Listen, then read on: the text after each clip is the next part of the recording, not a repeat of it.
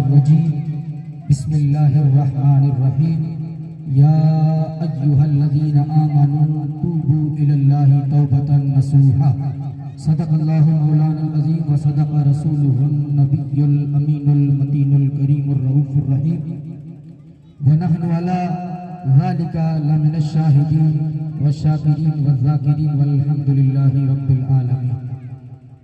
آئیے سب سے پہلے انتہائی عقیدت و محبت اور حضور قلب کے ساتھ مکین گنبد خضرا تاجدار کل جہاں سرور انبیاء سیاح لامکہ جناب احمد مجتبی محمد مصطفیٰ صلی اللہ تعالی علیہ وسلم کی بارگاہ میں ہدیہ درود پیش کرنے کی برکتیں اور سعادتیں حاصل کریں اور پڑھے درود پاک اللہم صلی علی سیدنا شفیعنا نبینا حبیبنا طبیبنا کریمنا مولانا محمد وعلی آل محمد کما تحب و ترضى بأن تصلی علیہ۔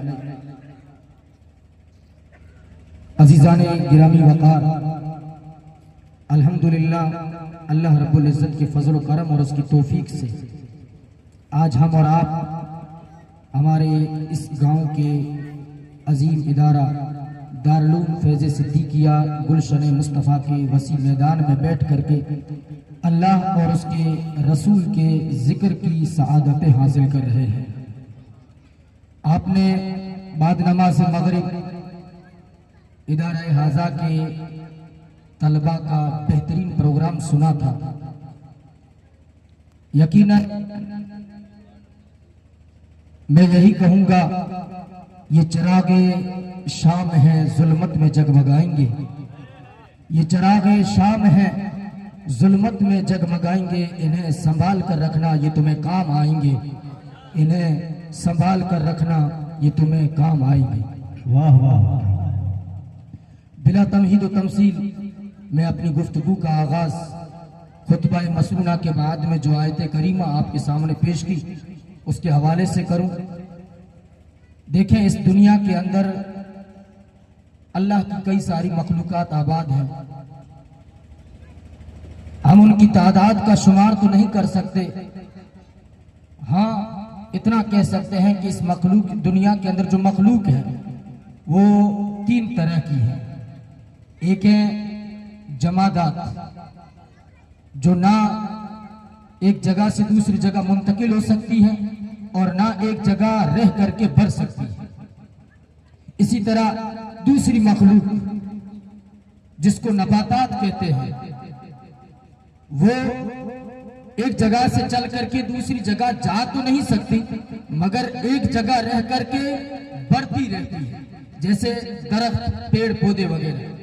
اور ایک مخلوق وہ ہے جس کے اندر اللہ تبارک و تعالیٰ نے جان رکھی ہے، وہ اپنے ارادے سے جہاں چاہے جا سکے۔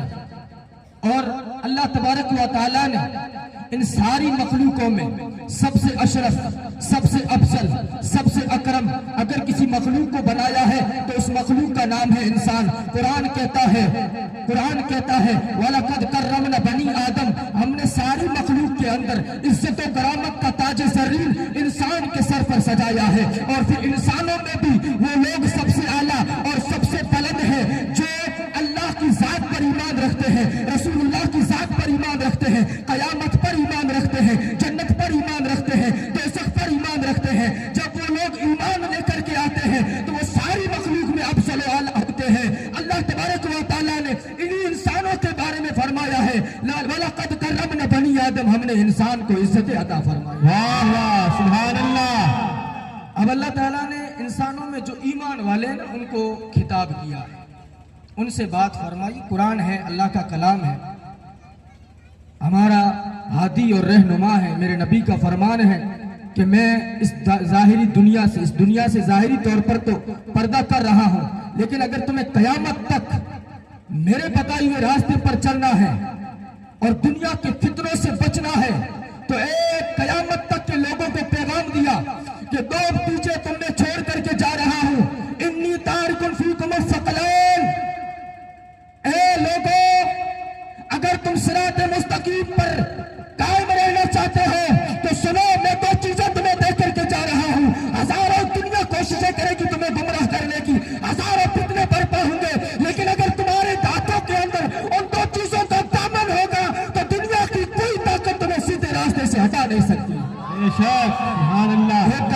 قرآن دوسرے کا نام ہے میری اہل بیت، جن کی زیارتوں سے انشاءاللہ ہم تھوڑی دیر کے بعد میں مالا مال ہوں گے۔ تو اللہ نے ایمان والوں کو ایڈریس کیا ہے قرآن پاک کے اندر، یا ایھا الذین آمنو، اے ایمان والوں۔ اب آگے کیا بات فرمائیے؟ تو دیکھیں اس دنیا کے اندر جتنے بھی انسان ہیں نا، سب کے سب خطا کار ہیں۔ ہاں، جو اللہ کے پیغمبر ہیں وہ گناہوں سے معصوم ہوتے ہیں۔ کل بنی آدم خطاؤن، سارے انسان گنہگار ہیں۔ اس دنیا کے اندر انبیاء کو چھوڑ کر کے ہر ایک سے گناہ ہو سکتا ہے۔ آج جو نیک اللہ کے ولی ہوتے ہیں اللہ انہیں گناہوں سے محفوظ فرما لیتا ہے، لیکن گناہ ان سے بھی ہو سکتا ہے۔ اہل سنت والجماعت کا عقیدہ گناہوں سے پاک اور معصوم صرف انبیاء ہیں۔ گناہ تو اولیاء کرام سے بھی ہو سکتے ہیں لیکن اللہ انہیں محفوظ فرما لیتا ہے۔ تو اب اگر انسان سے گناہ ہو جائے تو اس کو لیے اس کی مغفرت کا کیا راستہ ہے؟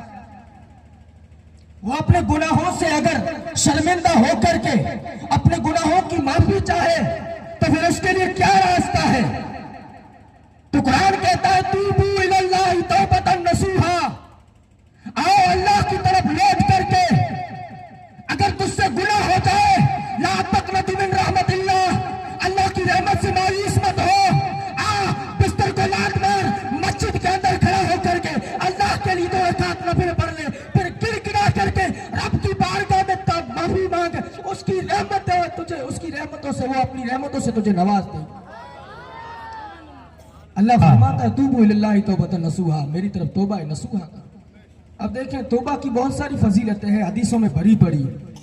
کل بنی آدم خطاؤن خیر الخطائین التواب، انسان سارے گنہگار ہیں لیکن گنہگاروں میں سب سے بہتر وہ ہے جو گناہ کرنے کے بعد میں اللہ سے توبہ کر لے۔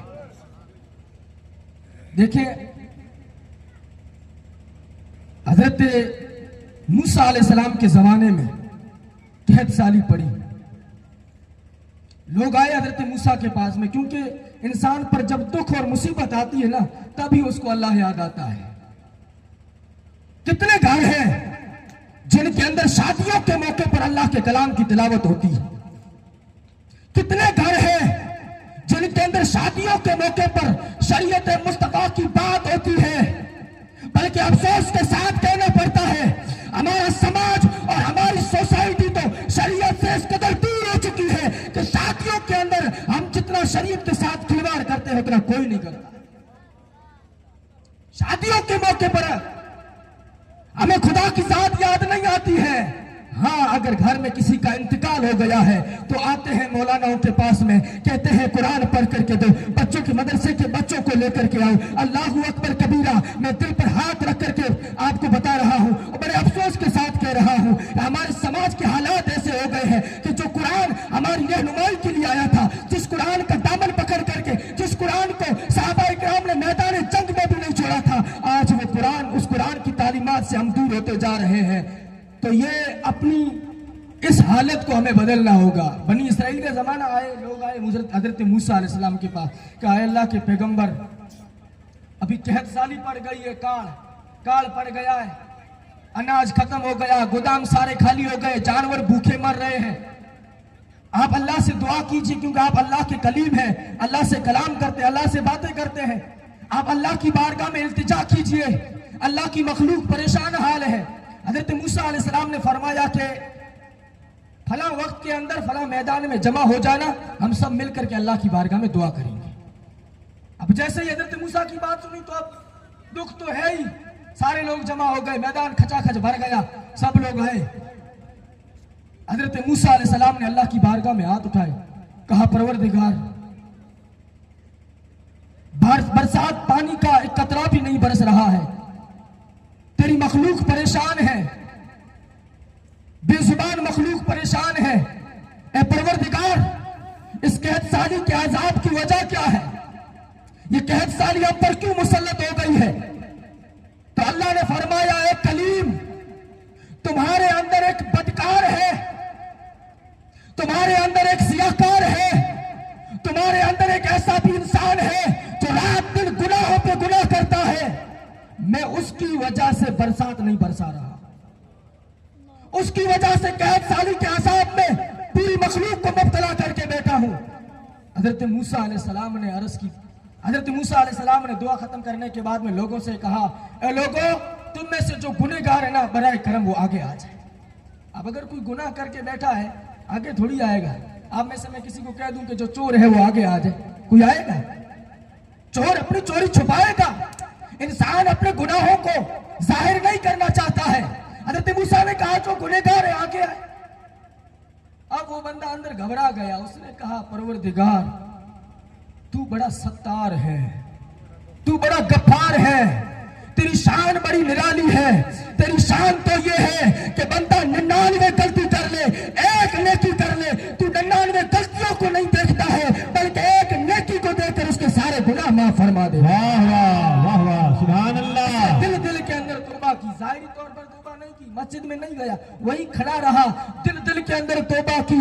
اللہ کی ذات کو اس کی توبہ اتنی پسند آئی، اس کی توبہ رب پاک کی بارگاہ میں قبول ہوتی ہے۔ یکایک بادل چھا جاتے ہیں آسمانوں پر اور برسات ہونے لگ جاتی ہے۔ حضرت موسیٰ نے کہا پروردگار یہ کیا ماجرا ہے، ابھی تک تو وہ گنہگار باہر بھی نہیں آیا ہے، یہ برسات کیسے برس رہی ہے؟ اللہ نے فرمایا اے میرے کلیم، پہلے جس کی وجہ سے برسات رکی ہوئی تھی اب اسی بندے کی وجہ سے برسات برسا رہا ہے۔ واہ واہ، سبحان توبہ ہے نا اللہ کو اتنی پسند ہے۔ آج کی اس اصلاحی کانفرنس، کیونکہ عنوان دیا ہے اصلاحی کانفرنس، ایک پیغام لے کر کے جائے، آل رسول کی صدارت ہے انشاءاللہ ان کی حاضری میں۔ ہم رات دن گناہوں میں ملوث ہیں لیکن اللہ کی رحمت سے مایوس نہیں ہونا چاہیے۔